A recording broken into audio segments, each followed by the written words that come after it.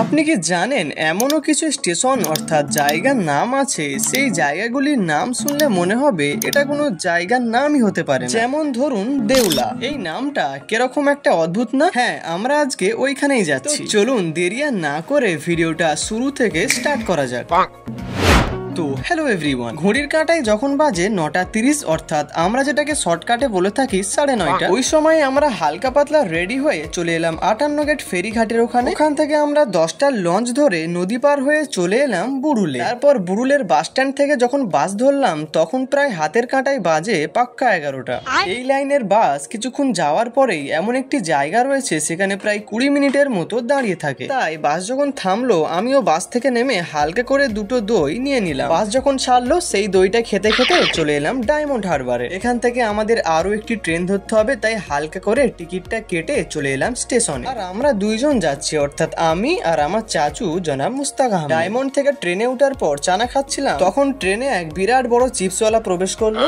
তাই আমি থাকতে আর না পেরে সেই চিপসওয়ালার থেকে একটা হালকার উপর ঝাপসা করে চিপস নিয়ে পেটের মধ্যে চালান করতে করতে এগিয়ে যাচ্ছিলাম। বেশ কিছুক্ষণ পরে আমরা সেই স্টেশনে পৌঁছে গেলাম যেখানে আমাদের নাম্বার কথা, অর্থাৎ মারাত্মক একটি স্টেশন যার নাম হলো দেউলা। এই গ্রাম বা জায়গাটি যাই বলেন না কেন এটি দক্ষিণ 24 পরগনার অন্তর্গত রেলপথে শিয়ালদা নামখানা লাইনে অবস্থিত। তো আমরা ওই দেউলা টোটো স্ট্যান্ড থেকে একটা টোটো ধরে যাব খালপাড় নামক একটি জায়গায়। সেই জায়গা চারপাশে গ্রামীণ পরিবেশ, ধান ক্ষেত, পুকুর আর কাঁচা রাস্তার ছবি বেশি দেখা যায়। তো যাই হোক, ঘড়ির কাঁটায় যখন 1:20 বাজে তখন আমরা টোটো থেকে নামলাম। তারপর মিনিট 5 পায়ে হেঁটে আমরা চলে এলাম আমাদের গন্তব্যের স্থানে। ওখানে পৌঁছে আমরা ফ্রেশ হয়ে হালকার উপর ঝাপসা করে নাস্তা করে সেইখানেই চলে এলাম যেখানে আজকের মাহফিল হবে। বিলাদাতে হযরত মুহাম্মদ মুস্তাফা সাল্লাল্লাহু আলাইহি ওয়াসাল্লাম, এই উপলক্ষে ওখানে একটি মাহফিল করা হয়েছিল। কলকাতা থেকে এসেছিলেন জনাব কাজমি সাহেব, তিনি কেকটা কেটে উদ্বোধন করলেন। তারপর আমরা আমাদের নামাজটা আদায় করে শুরু হলো মাহফিল। পবিত্র কুরআন তেলাওয়াতের মাধ্যমে মাহফিল শুরু হয়। দেন আমি উঠে